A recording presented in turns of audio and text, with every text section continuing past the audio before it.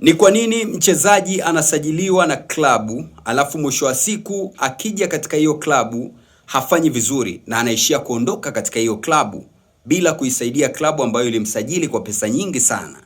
Kubwa zaidi ni kuna kitu kimoja kinaitwa style ya uchezaji ya timu husika.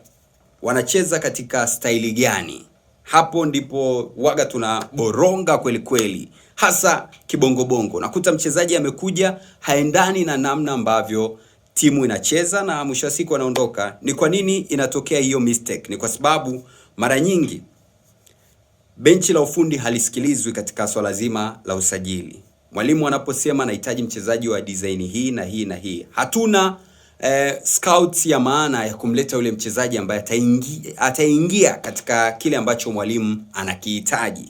Na mwisho wa siku mchezaji anasajiliwa lakini haendani na namna ambavyo timu inacheza. Kabla hujafanya usajili lazima uzingatie timu inachezaje, na huyu mchezaji ninayemleta ataisaidia timu katika namna inavyocheza. Kwa hiyo hilo linasaidia sana na litaepuka kuweza kuondokana na hiyo mistake. Kwa hiyo tunatakiwa tuwe na benchi la ufundi imara, lakini pia tuwe na scout ambayo inaendana na inafanya kazi kwa uimara mkubwa, ikisikilizana na benchi la ufundi na nini ambacho wanakitaka.